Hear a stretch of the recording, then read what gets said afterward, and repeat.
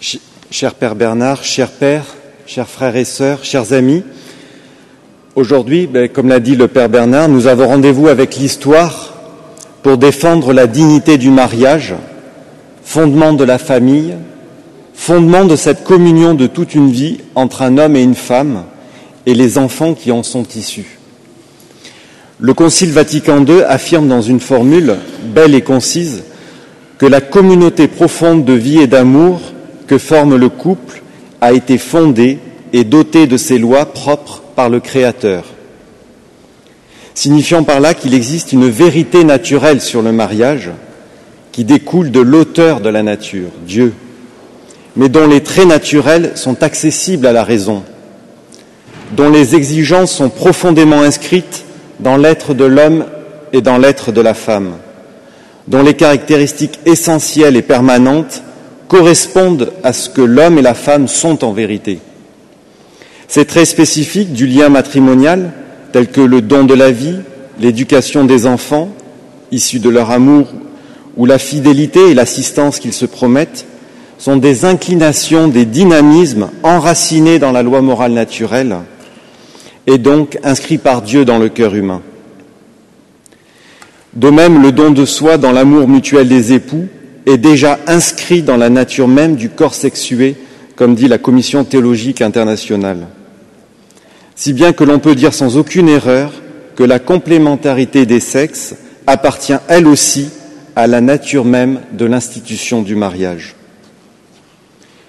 L'humanité n'est pas divisée entre hétérosexuels et homosexuels, mais elle est constituée d'hommes et de femmes qui accomplissent distinctement une nature humaine commune. Nature humaine qui ne se réalise pas en dehors de la masculinité et de la féminité. C'est sur cette donnée anthropologique fondamentale, et encore une fois accessible à la raison, que repose l'institution du mariage. Cette communion des sexes permet à son tour l'exercice de la maternité et de la paternité, dont l'enfant a un besoin vital pour croître harmonieusement. En ce sens, et j'ai pris des formules dans à la fois le compendium de la doctrine sociale de l'Église catholique, dans le Concile Vatican II et dans le magistère de Jean-Paul II, la famille est le lieu premier d'humanisation de la personne et de la société. La cellule originelle de la vie sociale, le berceau de la vie, la base de la civilisation de l'amour. Dénaturer le mariage et la famille, c'est donc blesser la personne, notamment à travers la partie la plus faible et sans défense, l'enfant lui-même.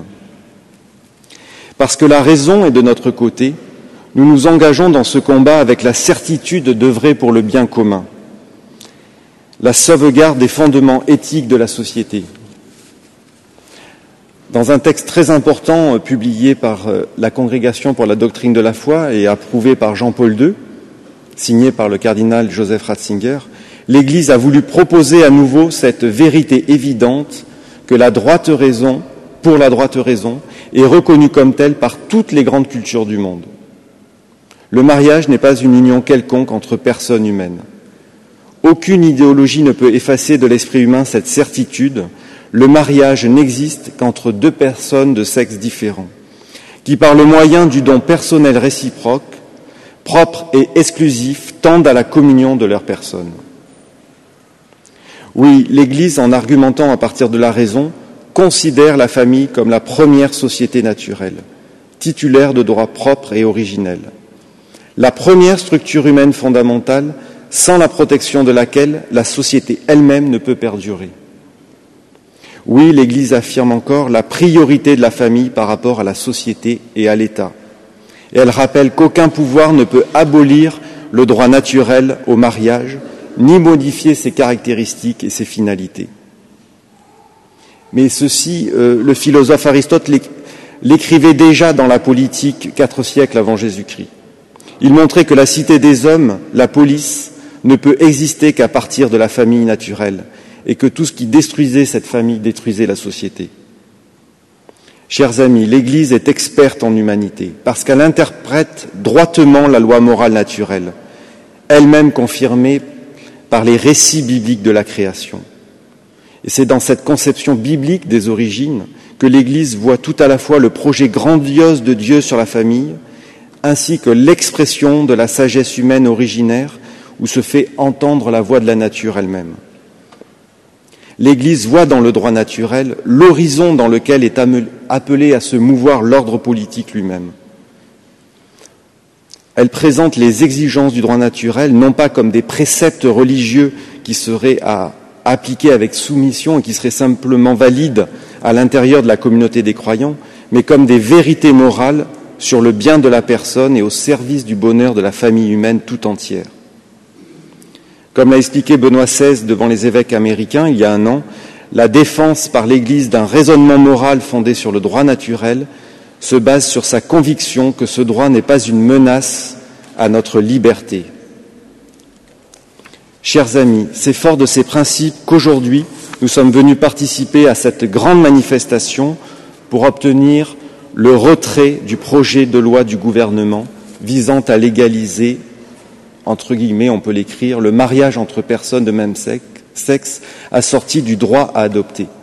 Projet de loi, c'est d'ailleurs abuser du terme même de loi, le galvauder, car la loi civile ne peut entrer en contradiction avec la droite raison, car la loi humaine n'a force de loi qu'en tant qu'elle est conforme à la loi morale naturelle et en tant qu'elle respecte les droits inaliénables de la personne. Dans le cas contraire, comme l'avait montré saint Thomas d'Aquin, il ne s'agit plus d'une loi, mais d'une corruption de la loi. Aujourd'hui, c'est vrai, nous sommes venus rappeler cette mission essentielle de toute autorité politique qui est de protéger les droits inviolables de la famille naturelle. La valeur profondément humaine de l'union matrimoniale entre un homme et une femme qui précède toute reconnaissance par l'autorité publique et qui s'impose à elle. Mais nous sommes aussi venus rappeler qu'au-delà de ce projet inique, toutes les lois qui s'opposent au bien commun sont entièrement dépourvues de toute validité juridique selon l'analyse ferme du bienheureux Jean-Paul II. C'est cette compréhension profonde du rapport entre la loi civile et le bien commun qui nous pousse aujourd'hui à nous lever également contre les lois injustes ayant autorisé l'avortement, les procréations artificielles, ayant favorisé l'impérialisme contraceptif, la planification eugéniste des naissances, s'apprêtant à légaliser le suicide médicalement assisté ou la recherche de l'embryon. Devant cette autodestruction programmée de nos grands principes moraux, patiemment élaborés au cours des siècles, nous ne nous tairons pas. Devant la dictature du relativisme et ses terribles conséquences sur la société humaine, nous ne nous tairons pas. Devant le totalitarisme sournois d'une démocratie sans valeur, comme disait Jean-Paul II, nous ne nous tairons pas. Devant l'oubli de notre patrimoine moral et chrétien, nous ne nous tairons pas. Nous sommes appelés à devenir une minorité créative qui détermine l'avenir, selon le mot de Benoît XVI. Une minorité, certes, mais agissante et priante, qui, pas après pas, s'emploiera à bâtir la civilisation de l'amour et de la vie, à la faire rayonner, en commençant par créer, dit encore Benoît XVI, des îlots, des oasis, puis de grands terrains de culture catholique dans lesquels nous pourrons vivre le dessein du Créateur.